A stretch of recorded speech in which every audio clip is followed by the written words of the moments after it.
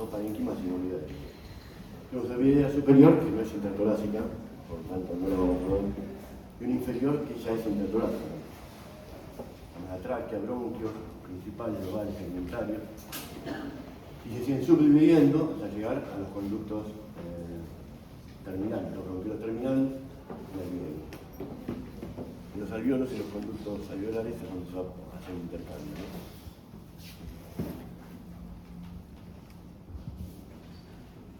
Bueno, esto más o menos el esquema y ya teníamos. La tráquea, los bronquiofuentes, fíjense que el derecho es más alto que el izquierdo. El del lóbulo superior, el lóbulo inferior, es el que permite que claramente cuando se aspira el paciente se vaya al lóbulo inferior y a la mitad del lóbulo inferior. La tráquea intratorácica, ¿dónde empieza?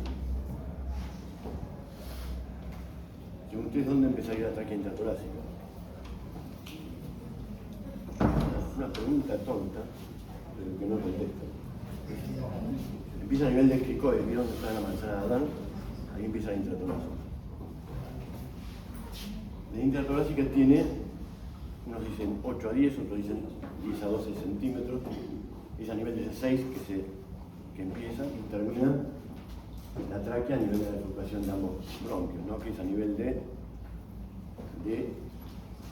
5. Bueno, de 4 de 5. Acá vemos cómo se van dividiendo. Y una cosa importante es, vieron que la tráquea es como el vaso, nadie le da importancia. Entonces hay muchas patologías que no analizamos claramente, no las vemos. ¿De cuánto es la pared? La pared no tiene su valor de 3 milímetros. Uno dicen 2 a 3 milímetros y el diámetro antero-posterior está entre 2 y 2,5 centímetros. Esta es la imagen que podemos hacer a veces con la reconstrucción. Es decir, la tráquea tiene paredes finas, puede tener variantes anatómicas, pero no son tan habituales. Sí, puede estar comprometido por alguna variante del neurotiro, ¿no? Si ustedes miran esta imagen, es de una tráquea, los bronquios, más o menos muy parecido a lo que vimos antes. Esta es una imagen real. Lo que estamos viendo acá, ¿ven? Estas dos imágenes son ocupación de los bronquios. O sea, con esta reconstrucción supongamos la tráquea y estamos viendo todo lo que es los bronquiolos, o sea, el compromiso de la pequeña vía aérea. También lo podemos saber de esta manera. Es una reconstrucción muy fácil de hacer. En esta imagen estamos viendo desde la carina hacia arriba, donde estamos viendo las cuerdas vocales perfectamente acá. Ahí está la bifurcación y ya empezamos en los bronquios segmentarios. Si ustedes se fijan bien, acá tenemos una elevación mucosa, y eso lo podemos ver prácticamente nada más que con este estudio. Lo que hay que ver después, a qué se debe esa elevación mucosa, ¿no?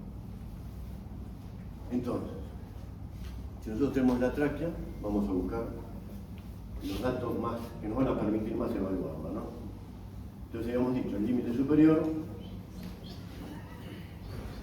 es el inferior de la laringe, empieza a nivel de la manzana de Adán, o sea, el cricoide, a nivel de C6 termina en C5. Por adelante está como cartílago oscuro, y atrás tenemos el músculo de la tráquea, el músculo traqueal. Y eso nos va a mostrar, nos va a permitir ver algunas lesiones, o va a ser la causa de algunas lesiones que vamos a ver después, ¿no? La irrigación es por la arteria, las ramas traqueales son arterias de la tiroide inferior, el drenaje es contrario, y está inervado por el plexo femoral, ¿no? La función de la tráquea es transportar el aire hacia los pulmones, ¿no? Muy bien. Es una tráquea con paredes finas, no supera los 3 milímetros. La luz de la tráquea es normal, pero en este caso vamos a ver lo que es un bronquio que sale de la tráquea, ¿no? Un bronquio errante. Es importante porque facilita a que haya más infecciones pulmonares.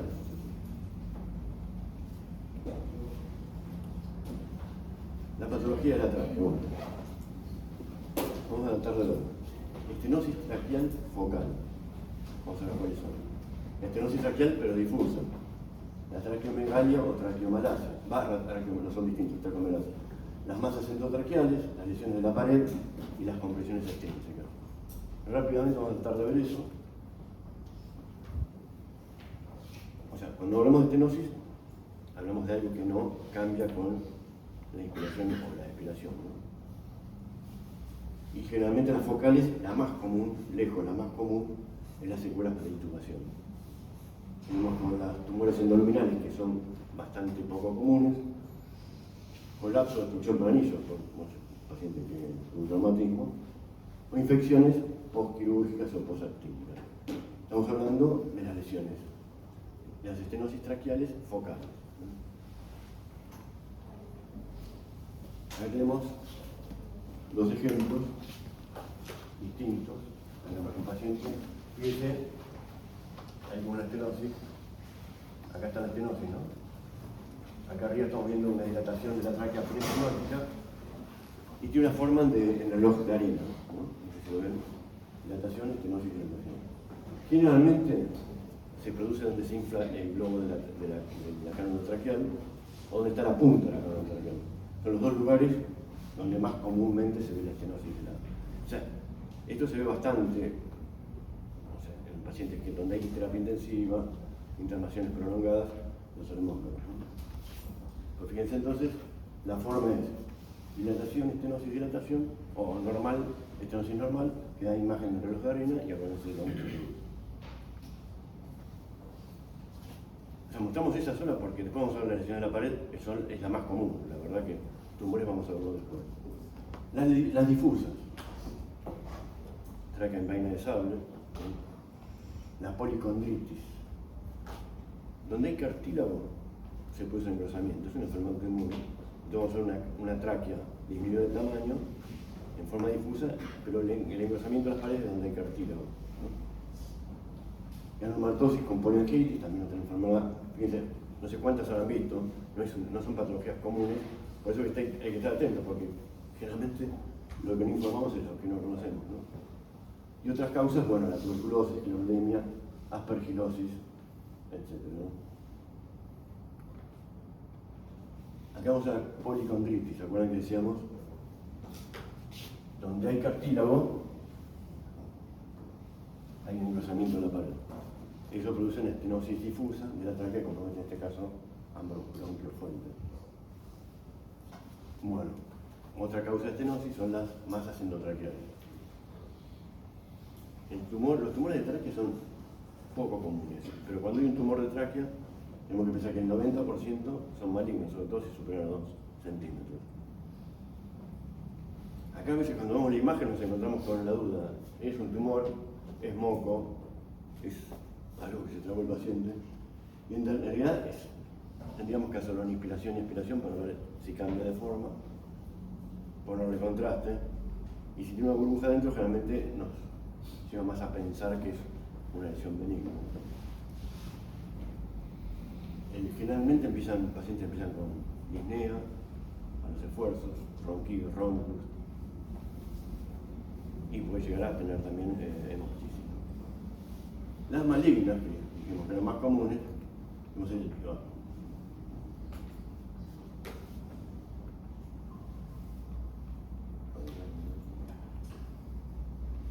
las malignas tenemos el tumor escamoso que está asociado al tabaquismo. El cáncer adenomatoso quístico, que no está asociado al tabaquismo, que evidentemente sería un diagnóstico antomopatológico. Las metástasis. Y los benignos, el papilomas, tapones mucosos, membranas arquiales, amartomas, leiomiomas, poco comunes. De todos estos, posiblemente que vayamos a ver son los tapones mucosos o los cuerpos extraños. Bueno, 3 casos distintos. Ahí tenemos un cuerpo extraño, que se vuelve bien delimitado, si en realidad no lo podemos pegar nunca a la pared. Acá tenemos un carcinoide endobronquial, considerado también benigno, pero fíjense que ya está ocupando prácticamente la luz. Y acá fíjense qué diferencia con el escamoso, que ya comprime la pared, ¿no? Y supera los 2 centímetros. Bueno, ahora vamos a hablar de traqueomegalia. Nosotros vamos a hacer una tomografía que está hecha en inspiración, tenemos que ver que no supere los 2,5 centímetros anteroposterior. Hay algunos casos, el caso más común de aumento de tamaño es el EPOC. Cuando es un paciente con EPOC asmático, por lo que fuera, que produce una dilatación o aumento del diámetro anteroposterior. Hay una enfermedad que es la enfermedad de Meniere-Kuhn, que no sé si habrán visto alguna, yo vi dos, ya no es una enfermedad común, pero se puede llegar a ver y cuando vemos tenemos que estar preparados para decir que ese tipo de enfermedad o que podría llegar a ser. La traqueomalacia es cuando están las paredes débiles, o sea, el paciente inspira y está bien, cuando expira se produce un 50% de disminución del calibre, estamos hablando de traqueomalacia. Bueno, es un clásico paciente con EPOC, vemos los diámetros de la tráquea y los bronquiofuentes, aunque no lo midamos superan los 2,5 centímetros. Es fácil de ver. Esta, bueno, es bastante clara la imagen en sable, está más alargada que ancha. También se ve, un EPOC puede tener una imagen en sable, ¿no? Y además, la imagen tiene un montón de dilataciones quísticas. ¿Qué pueden ser las dilataciones quísticas? Bronquiectasias, ¿no? Y lesiones de la pared condral, de la pared traqueal. La policondritis recidivante, inflamación, fibrosis. Y son pacientes, ya siempre estamos diciendo que tenemos que tratar de ver todo el paciente en sí. O sea, este paciente tendría, vamos a empezar a estudiarle, tendría afectación del oído, laringe, nariz, tráquea. ¿Qué tiene a favor? Que podemos sospecharla. O sea, cuando dijimos que adelante son cartílagos y atrás es el músculo. Lo que va a estar afectado son los cartílagos. La osteocondroplástica es más difícil de ver todavía. Son donde están los arcos cartilaginosos, hay un aumento de densidad, engrosamiento y bien densidad. Lo que ustedes vieron que se ven las calcificaciones de los cartílagos. En este caso veríamos calcificaciones nodulares que ya nos hablarían de la traqueobroncopatia osteocondroplástica. La diverticulosis traqueal. Hay un aumento de la presión y una debilidad de la región donde no hay cartílago. Entonces, habrá un aumento del tamaño de la tráquea y entre los cartílagos como divertículos. Esa es la enfermedad de Meniere-Kuhn. Esos divertículos pueden ser adquiridos o pueden ser por esa enfermedad. Adquirido, por ejemplo, un paciente con EPOC, ustedes van a ver muchas veces que tiene la tráquea aumentada de tamaño y un divertículo muy chiquito para traqueal derecho. No sé si lo han visto alguna vez, pero en el divertículo para traqueal derecho. Generalmente no pasa nada, nosotros hemos tenido casos en que producía disnea, etc. y operable. Bueno, ahora tenemos una imagen. Esto es coronal, axial, esto es endoscópica. Fíjense cómo se ven perfectos los divertículos. El aumento del tamaño de la tráquea, un gran divertículo pegado a la tráquea, y donde no están los cartílagos, se forman múltiples imágenes diverticulares. Estos son bronquiectasias. Una de las que aparecieron la presentamos en el CADI, por eso vi dos, la del CADI y otra más. Esta fue la del CADI, el Congreso Argentino de Radiología, ¿no? Donde veíamos, fíjense que bien se ven entre los cartílagos la dilatación de la tráquea, de los bronquiofuentes. Estamos viendo también las dilataciones quísticas, que hace la imagen bastante característica, ¿no?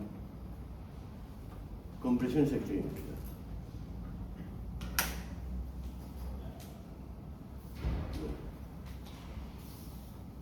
La verdad que nosotros, los anillos vasculares, tienen que tener un servicio con neonatología, ¿no? Donde se haga neonatología. Hemos tenido un caso, más de un caso, hubo uno que fue la verdad horrible porque se fue a hacer la tomografía, se enganchó la cánulo traqueal, se le salió la cánulo traqueal, el anestesista casi se desmaya, estamos hablando, y entró un un rotante, un residente de El Salvador, lo vio así, tardó 2 segundos, se pone la cana endotraqueal, porque él había hecho, cuando ustedes hacen el uranio y todo eso, y le tocó Uruguay, le ponía muchas canas endotraqueales.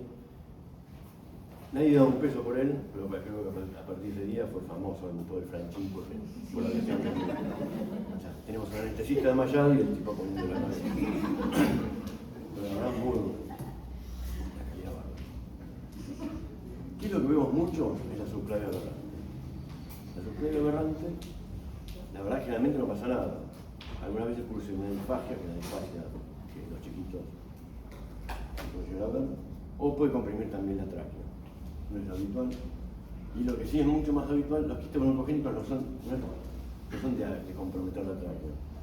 Sí es mucho más característico de compresión traqueal, las adenomegalias, el cáncer de esófago o un cáncer de pulmón. Vamos a hablar. ¿Qué les parece eso?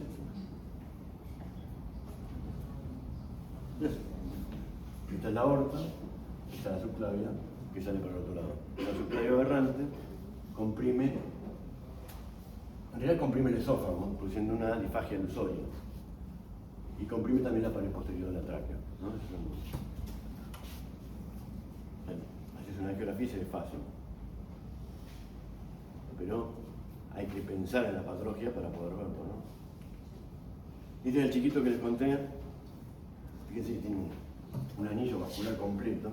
La tráquea estaba con una cánulo traqueal y el esófago también estaba rodeado de estenosis. Y la verdad que fue dramático, porque cuando avanzó el tomógrafo le sacó la cánulo traqueal. Por eso teníamos al señor este que fue espectacular. Pero bueno, se logró poner de nuevo, esto es quirúrgico. Pero para poder verlo necesitas un servicio que trabaje con neonatología. Bueno, entonces una compresión estinésica mucho más común que las que vimos antes. Aquí tenemos la tráquea, es un tumor, hay una impresión sobre la tráquea. Y en principio decís, bueno, tumor, es un cáncer de esófago, ¿no? Evidentemente. Vamos a ver este otro, este más nuevito. Es más feo, pero más nuevo. Entonces, tenemos la aorta, los vasos pulmonares y nos falta la tráquea. La tráquea no nos falta porque sea congénito, sino porque tiene un gran tumor mediastinal que infiltraba la tráquea y los vasos, ¿no? Hoy tenemos uno parecido, o sea, esto va a cambiar el estadio, ¿no? Cambia el estadio, sería un T4. Hoy tenemos uno muy parecido que hicimos con resonancia, que lo importante de eso es ver si el tumor infiltra la pared o no infiltra la pared de la tráquea, de la aorta. Que hicimos hoy tenía contacto, ¿no?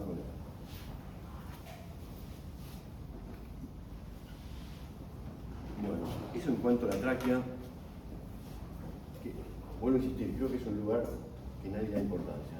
La tráquea pasa, tratamos de no verlo, si está desviada, no está desviada, pero bueno, sí que tenemos todas estas patologías que podemos ver.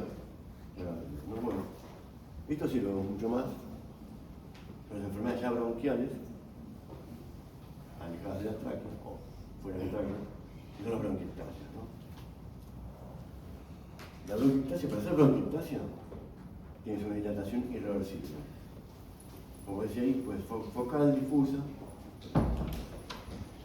Y generalmente son pacientes EPOC o alguna patología pulmonar, y son los que se despiertan a la mañana con broncorrea, olor.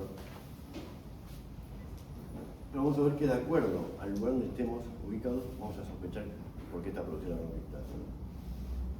Cuando vemos, para decir que es una bronquiectasia, nos hacemos el índice entre el vaso y el bronquio, ¿no? Para que sea bronquiectasia, tiene que ser más grande el bronquio que el vaso. Nosotros podemos ver bronquios con paredes engrosadas, pero si ese bronquio no es más grande que la arteria que está al lado, no es una bronquiectasia, ¿no? La bronquiectasia tiene que estar, la relación es 1,5 del bronquio con respecto al vaso, ¿no? Si el vaso mide 1 centímetro, el bronquio mide 1,5. Ahí ya estamos hablando de bronquiectasia. Cuando está al lado del vaso, parece un anillo. la imagen del anillo de sello,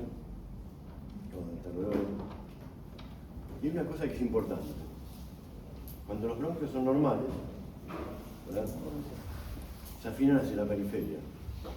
Cuando los bronquios están dilatados o patológicos, siguen siendo tan gruesos periféricamente como un centímetro, ¿no? Claro, son una imagen de evidente. Pero son bien dilatados, aunque no los veas súper dilatados, ves que no se afinan hacia la periferia. Bueno, y a la vez podemos decir que pueden estar ocupados por mocos, por pus. Ahora vamos a ver algunos casos. Bueno, el árbol en brote, ya lo vamos a ver después, en realidad son dilataciones ocupadas por mocos, pus. Generalmente se piensa que es algo infeccioso, pero de los bronquiolos terminales, o que ya no son tan, no es de los bronquios como bronquiectasias. Bueno, los síntomas, tos, la expectoración, paciente con muchas infecciones. ¿Qué serían los síntomas principales? Además, el paciente puede tener molestias generales, un EPOC, por ejemplo, tenía molestias generales, malestar torácico, los dioses no arranca nunca, pérdida de peso y hemoptisis. Todas las cosas pueden acompañar a un paciente con bronquiectasias. Lo más común son los tres primeros casos. Bueno, pues las clasificamos de distintas maneras. Una de sus clasificaciones es por sus características: cilíndricas, varicosas y quísticas. Es raro que haya una sola, que haya nada más que cilíndrica, pero generalmente están las tres.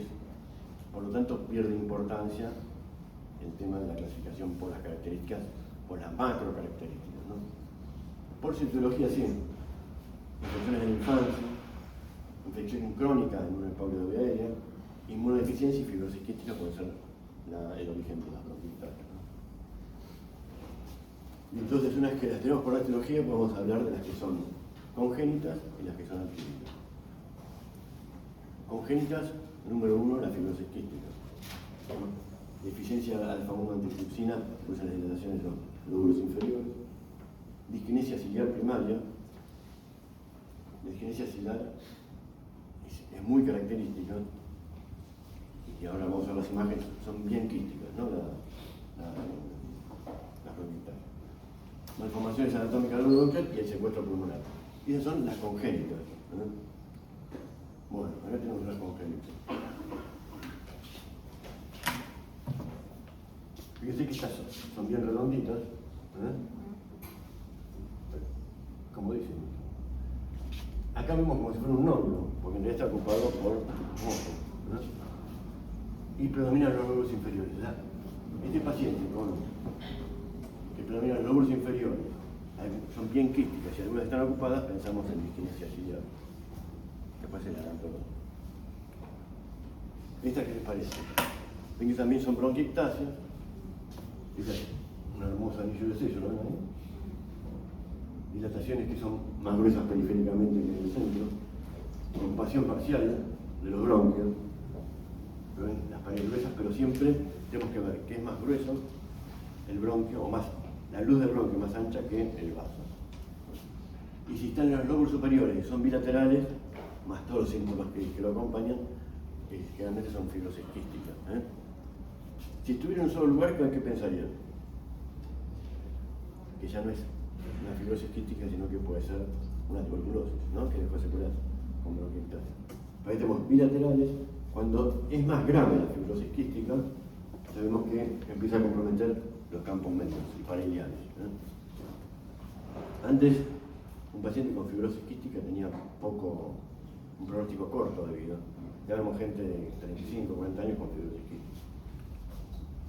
Esta es otra congénita, que realmente también es raro, pero hemos visto varias, que es un paciente con un secuestro pulmonar. También es una lesión de consolidación en la base del pulmón, pero fíjense que al lado, estas son todas las bronquiectasias que la acompañan. Es una variante, no, es una malformación donde un vaso secuestra un lóbulo, a veces un segmento o un lobulillo. A ver, ¿no? La imagen quística y las bronquiectasias. Entonces sí, por etiología. Ya vimos que Están las congénitas y ahora vamos a las adquiridas. Posinfecciosas. Eso no es que yo insista con la tuberculosis, pero tenemos un montón de tuberculosis y generalmente se acompañan con bronquiectasias adquiridas. Fúngicas también, y virósicas no es tan común, pero como enfermedad obstructiva crónica, como dijimos antes, inmunodeficiencias, neoplasias, HIV, fármacos, autoinmunes, artritis reumatoide, lupus, esclerodermia, la aspergilosis alérgica. En los casos, un paciente, por ejemplo, tratado que está con inmunodeficiencia o que tiene asma, vamos a ver dilataciones bronquiales, y en el caso de las alérgicas vamos a ver que son pariliares, no son ni apicales ni inferiores. Y los procesos obstructivos son, si nosotros tenemos, por ejemplo, un tumor, hace una compresión sobre el bronquio y pues una dilatación bronquial. Y la cicatrizal es una lesión por tuberculosis y la cicatriz pues una dilatación de los bronquios que lo acompañan. Bueno, acá tenemos un paciente que tiene todo un poco. Tenemos el lobo superior izquierdo como un ramillete de bronquiectasia. Tenemos quística, alargada. Acá tenemos otra bronquiectasia que es bien tipo tubular, pero lo que predomina es que es asimétrico y en el lóbulo superior. Por supuesto le haríamos toda la anamnesis y todo, pero tiene altas probabilidades de una tuberculosis. ¿Qué tenemos en el lóbulo superior derecho? Además de esta bronquiectasia tenemos, fíjese, el perfecto árbol en brote que tenemos ahí. ¿Lo ven? Tenés una línea con las lineales con los bronquios que hacen un brote. Árbol en brote, más de estas bronquiectasias unilaterales, pensamos más en tuberculosis en un principio, después se verá qué es, ¿no? Miren esto, está lindo. Si ustedes ven esa placa, ¿cómo le informan? La placa, no la tengo. Mirá. La trama no es normal. Tiene elevado el diafragma. Y se acuerdan que hablábamos de las placas que tenemos que ver atrás del corazón. Fíjense, todas estas imágenes redonditas que tenemos. Otra imagen acá, ¿la ven? Hasta se le ve una pequeña nivel. Entonces son bronquiectasias que se ven a través de la sombra cardíaca. Si ustedes se fijan bien en el lóbulo superior derecho, acá tenemos otra lesión, ¿no? Y la trama es sucia, o sea, no vemos los vasos que se afinan hacia la periferia, sino que hay un momento de la trama. La tomografía, que siempre decimos que es mucho más fácil, tenemos las bronquiectasias quísticas, las arrosariadas, esta está parcialmente ocupada por moco, y tiene una característica, son como un ramillete de uvas, ¿no?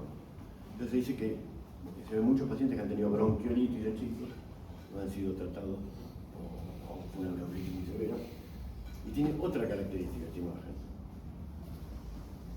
Por eso hay que ver toda la tomografía. Fíjese cómo se ve la trama acá y muéstrenme un vaso acá abajo. Hay una marcada hipoperfusión.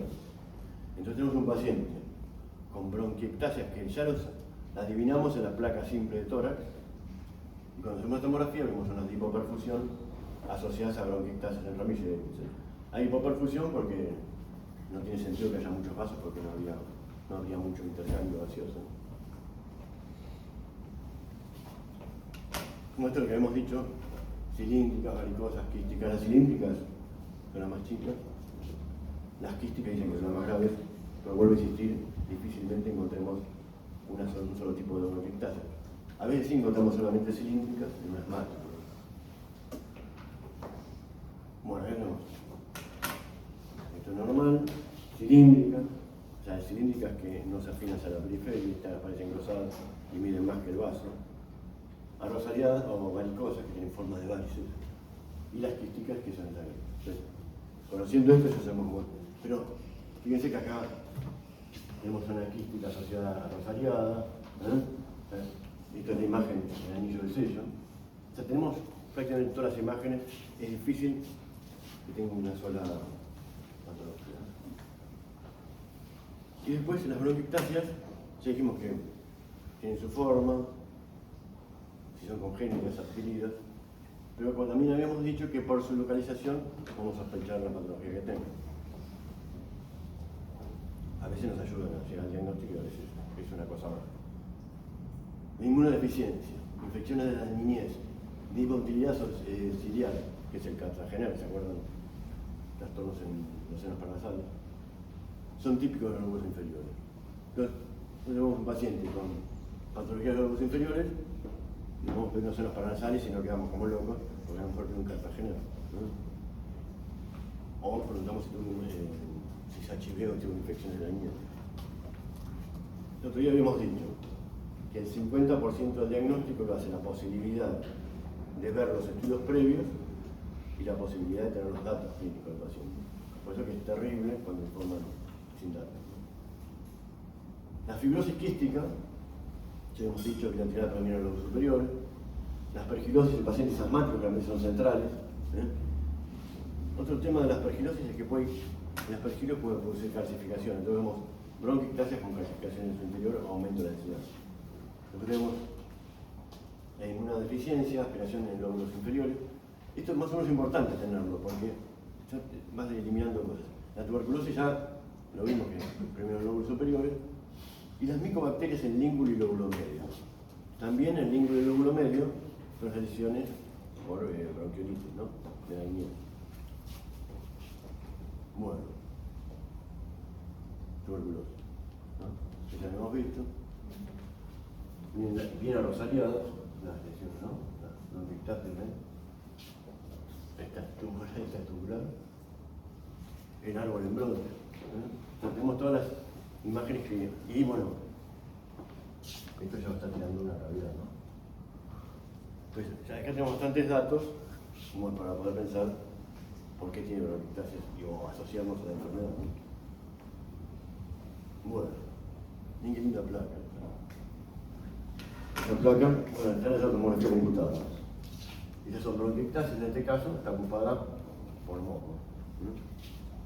No es una bronquiectasia ocupada por moco. Te pones boca abajo, lo haces toser y cambia. Cambia de un día para otro, cambia la siguiente tomografía. ¿Y el de al lado qué les parece?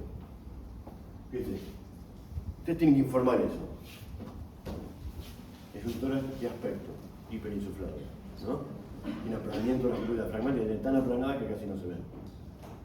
Horizontalización de los arcos costales, prácticamente no vemos trama en los lóbulos superiores, pero abajo sí. Abajo estamos viendo un montón de imágenes quísticas, la ven acá, con un nivel hidroaéreo. Estas son dilataciones más varicoides, imagen quística, imagen. Ahí tenemos imagen, es un nódulo pulmonar. En realidad es una varices, una bronquiectasia repleta de moco. Ese paciente tiene alta probabilidad de que sea un EPOC asociado a una patología congénita, podría ser una disquinesia ciliar. Pero aquí la imagen es bastante fácil de ver. Este lo habíamos visto, secuestro común. O sea, es un paciente que tiene una consolidación en la base derecha, prácticamente no tiene sintomatología y encontrar una placa, y luego bronquiectasia pensamos en un secuestro. ¿Qué estudio le harían para ver si es un secuestro pulmonar?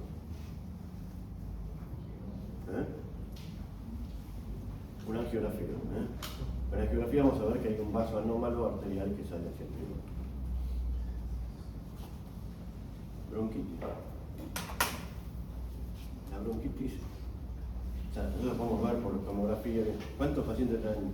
Si uno mira esta placa o la tomografía, tiene tos. En realidad, lo que no vemos nunca es la dilatación. No vemos la bronquiectasia, ya pasaría a bronquiectasia o otro tipo de patología. Pero sí es un paciente con paredes, que puede tener paredes engrosadas.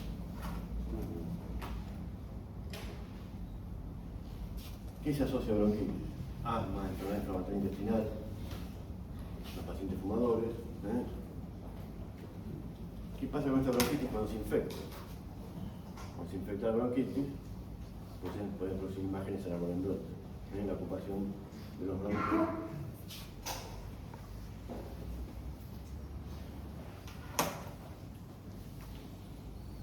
¿Qué podemos ver acá? Si alguien informa, se va. Se va a comer. Aquí tenemos la pared del bronquio gruesa, pero es más chico que la arteria. Tenemos el engrosamiento de las paredes de los bronquios, tenemos un bronquio ocupado con una arteria más grande que la luz. Entonces acá tenemos, fíjense, la arteria y el bronquio. O sea, tenemos engrosamiento de las paredes bronquiales, pero no son mayores, la luz no es más grande que la arteria, ¿no? O sea, la luz del bronquio es más chico que la arteria. Tenemos, por supuesto, también esto que tiene árbol en brote, y ocupación por vidrio arreglado de las lesiones bronquiales. Falta poco. Me parece que yo más de una hora no soporto. Bueno, bronquiolitis. La bronquiolitis, constantemente estamos informando de lesiones que pueden ser bronquiolitis. Pueden ser inflamatorias o obstructivas y comprometen los bronquiolos terminales y respiratorios. Tanto los bronquiolos terminales como respiratorios no tienen cartílago, ninguno de los dos.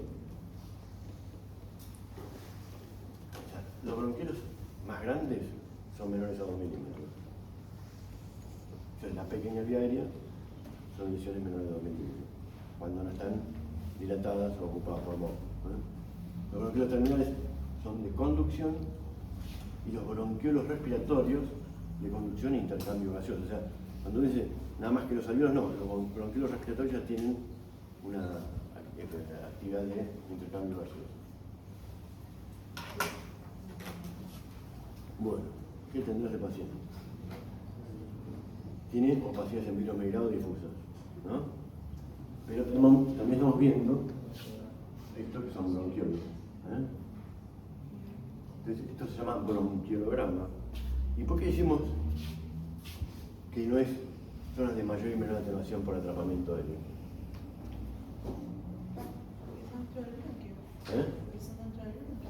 Porque el bronquio es negro. Esto es bien negro, entonces todo lo que rodea el bronquio es la opacidad en vidrio migrado. No es un paciente con atrapamiento aéreo, sino es un paciente con bronquiolitis. Bueno.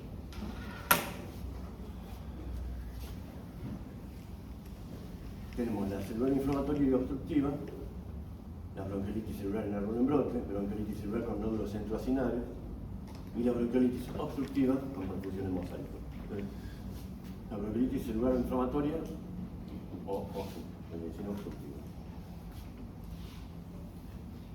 Ustedes están caminando por el Unicenter. Fíjense qué bien se ve acá el árbol en brote, ¿no? Son líneas con genes redondos. Bronquiolitis, entonces hablamos de una bronquiolitis celular en árbol en brote. Bronquiolitis celular con nódulos centroacinales y bronquiolitis obstructiva por perfusión en mosaico. Los tres tipos que le podemos ver, de las tres maneras. Vamos a ver cómo se ve cada cosa. En árbol en brote ya vimos un montón. Puede ser, generalmente son lesiones centronucleares. ¿No? Vemos una línea y al final de la línea termina con un brote. Se bloquea, es hongo, pus, lo que fuera. Generalmente nosotros decimos que cuando hay árbol en brote hay infección. No quiere decir que haya siempre, pero generalmente, y hablamos de un 85% adelante, hay infección. Por un muy escaso cantidad de árbol en brote que no es infección.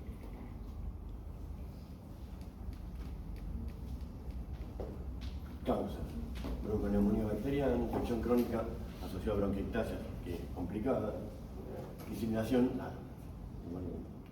diseminación endobronquial por tuberculosis. Al principio, cuando hablábamos de árbol en brote, todo el mundo decía tuberculosis, porque es la forma que se diseminaba endobronquial.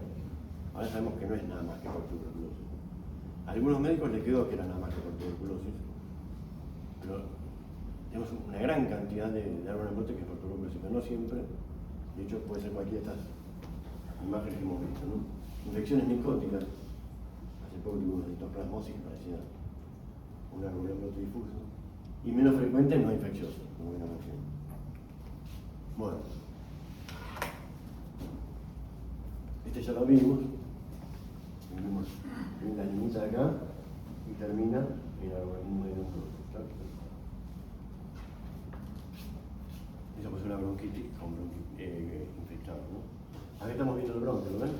lo seguimos, empieza a estar ocupado y ahí tenemos estas imágenes no visuales en árbol en brote. Esto es el gran árbol en brote. ¿Por qué no decimos que es una miliar? ¿Por qué no es aleatorio? No es aleatorio. No es aleatorio. ¿Por qué sabemos que no es aleatorio? Porque está respetando las cisuras y están Claro. limitadas. O sea, los bronquiolos no tocan las cisuras ni tocan la pared. Entonces, son las imágenes que vimos antes, pero miren cómo respeta con la zona periférica. Y respeta la cisura también. Mientras que está la cisura, como la respeta. Entonces, una gran cantidad de árboles brote, alguna acá tienen bronquiectasias, ¿no? Y bronquiolictasias. Bueno, esta ya la conocemos. No, está sola. Esta sí es una tuberculosis. Colisiones en árboles brote que están perfectamente bien acá, ¿no? También tenemos acá arriba. Esto es bien árbol en brote, fíjense cómo está la línea y termina en esos nodulitos. ¿Por qué insistimos con esto? Porque se ve a cada rato. Y porque cuando hacemos árbol en brote es tuberculosis, no siempre. ¿No? Este sí, este paciente tenía tuberculosis y imágenes en árbol en brote. O sea que quiere decir que es una tuberculosis de distribución endobronquial. No es un guiar ni nada. Nódulos centrocinales. Son pacientes con bronquitis inflamatoria que tienen patrón en virus migrado generalmente. O sea, vemos un nódulo con patrón de virus migrado bien centroacinal. Al igual que el otro, no afectan las superficies pleurales ni las cisuras. ¿Por qué? Porque son bronquiales, ¿no? Es patología bronquial.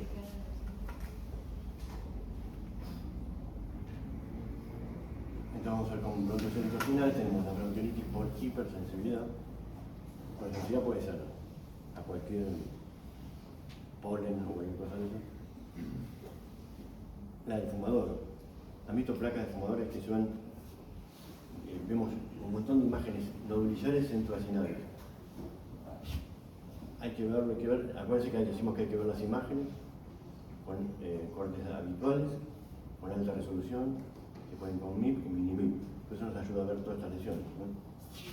Y la neumonitis infecciosa, que a diferencia de las otras dos, es más en una zona, como parcheado. No es neumonitis centroacinal. Es un paciente fumador. Esta es una exageración del paciente fumador. Fíjense que la distancia, que no vamos a ver ninguno que esté pegado a la pleura. Es bien centroacinal. Bueno. Y tenemos la bronquiolitis obstructiva con perfusión en mosaico y atrapamiento aéreo. Acá vemos zonas parcheadas, dicen patrón en mosaico, ¿no? Zonas claritas y zonas oscuras. Muchas veces tenemos engrosamiento de los septos interlobales o interlobuliciales. Esto posiblemente nos hable de obstrucción de la pequeña vía aérea. O sea, supongamos, tenemos una lesión bronquial muy chiquita que se ve con anatomía patológica, que es una pequeña obstrucción de la vía aérea. Lo que depende de ese lugar va a haber atrapamiento aéreo. Si hay atrapamiento aéreo, ¿qué pasa con la perfusión? No hay perfusión. Entonces vamos a las zonas parcheadas. Pero tenemos que diferenciar con algo que no sea por atrapamiento aéreo. Por ejemplo, como decíamos hoy, una neumonitis con zonas de mayor y menor atenuación. O sea, donde hay donde hay atrapamiento aéreo, hay vasoconstricción. ¿Qué le hacemos? ¿Cómo sabemos si es un paciente con atrapamiento aéreo solo, si tiene un atrapamiento aéreo con obstrucción, o si tiene una lesión vascular? Por ejemplo, en TEP. Le hacemos una en expiración y otra en inspiración. En inspiración es normal, le hacemos la expiración y vemos el atrapamiento aéreo. Pues en una época, hacían imágenes que habían mucho pulmón, habían decidido, en mejor estado, en hacer en inspiración y expiración. Pero en verdad estamos irradiando mucho el paciente, se dijo eso. Esta es la imagen clásica. Fíjense que donde hay atrapamiento aéreo no hay vasos. Muy parecido a lo que vemos en la zona mitral. Es una imagen en mosaico de tipo obstructivo. Las otras que veíamos eran inflamatorias o infecciosas. Las causas, obstrucción fibrótica, pequeña arteria, infecciones idiopáticas, gases tóxicos, enfermedad de colágeno, rechazo en injerto. Son todas las causas que vamos a buscar. Ven que se van mezclando las causas, ¿no? Pero hay lesiones que sí son características de bronquiolitis por distintas causas. Bueno, la clínica. Tenemos que ver los antecedentes del paciente. Si un paciente tuvo un trasplante y tiene estas lesiones, hablamos de bronquiolitis por trasplante. Si tiene aspiración crónica, también vamos a ver estas lesiones, pero eso hablamos de crónico. Cuando es agudo, pensamos en micobacterias, tuberculosis, vamos a hacer de subagudo. Cuando es agudo, más viral, inhalación de gases, disnea de esfuerzo torsicohipertensiva y productiva es lo que vamos a ver. Entonces, enfermedades de la pequeña herida son lesiones inflamatorias u obstructivas. Comprometen los bronquiolos terminales y respiratorios, los que carecen de cartílago. Tenemos los signos directos de la patología de pequeña herida, que es el engrosamiento del palio bronquial, bronquiectasias, impactación de la luz bronquial, árbol en brote, nódulos centrolobulares. Y los signos indirectos, que es el patrón de mosaico y el atrapamiento aéreo en las placas en expiración. O sea, con esto más o menos abarca todo el libro. Ahora, no sé si puedo ver, no. Bueno, no se puede ver. Me tiene que decir que tiene esto.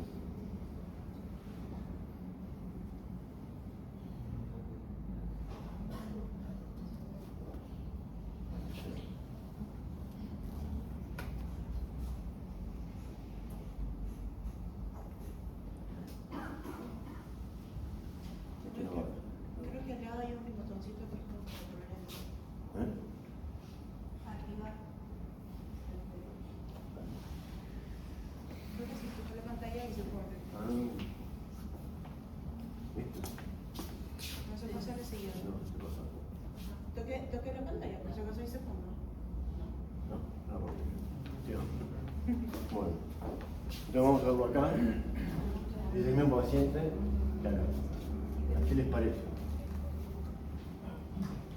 No se mueve.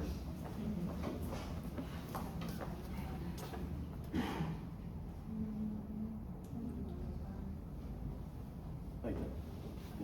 Pero ya está ahí. No, lo toqué yo. Pues tocaste ahí la Le imagen. quité el puntero, ajá. ¿Qué les parece esta imagen? Me tuvieron que decir qué patología le ven. Guión, atelectasia. Perfecto, tiene una atelectasia. ¿Qué más?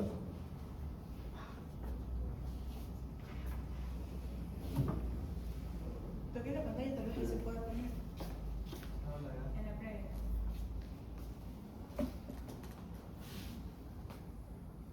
¿Y por qué está producida esa atelectasia?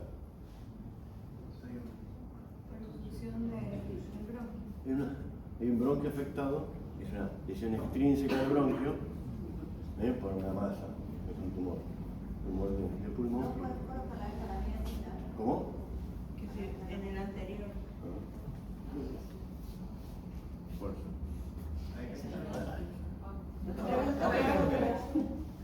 Ahí va. Bueno, vean, vayan viendo la tráquea, y el bronquio derecho, completamente infiltrado. Entonces, vemos la tráquea, este es un paciente con infiltración de tráquea. El que dijo atelectasia tiene toda la razón del mundo, ven que cómo refuerza con el contraste igual que el corazón prácticamente, si fuera una neumonía no sería eso. Esto para que se mueva un poco. ¿Qué les parece? ¿Está bien?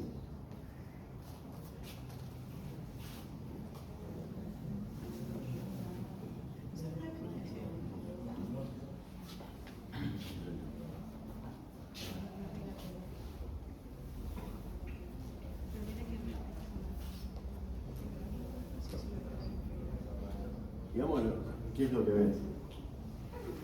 Tiene la dilatación de los del lado izquierdo y tiene árbol en bronce. Lesiones centroacinares, nervo en brote, bronquiectasias quísticas en la base izquierda con nivel de ciudad. Eso es que es. Cuando empezamos a ver los informes que hablan de 500 variedades. O sea, haces el informe muy largo y dices engrosamiento del intersticio, así. Terminamos mareando al médico clínico que lo va a terminar viendo. Entonces vamos a lo concreto y a lo que más nos le serviría de eso, ¿no? ¿Qué vemos acá? Tema difícil.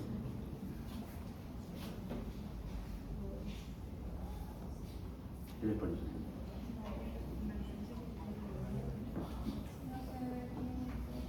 Es un asmático y el asmático tiene la dilatación de los bronquios acá. Yo le pongo yo. El primero, ese punto lo quiero. Ven acá los bronquios dilatados, ¿ven? Con paredes engrosadas, bronquios dilatados con paredes engrosadas. Si vamos para acá, vamos a ver que hay impactaciones mucosas, ven que en forma de Y. Acá tiene capacidad de centímetros medianos. Ya. Acá tenemos un montón. Fíjense que los bronquios estos de acá abajo no están dilatados, sino que están producidos en procesos pacientes asmáticos, con paredes engrosadas, impactaciones mucosas y zona de mayor o menor alteración. Bueno, no llegamos a la hora, perfecto. ¿Alguna pregunta?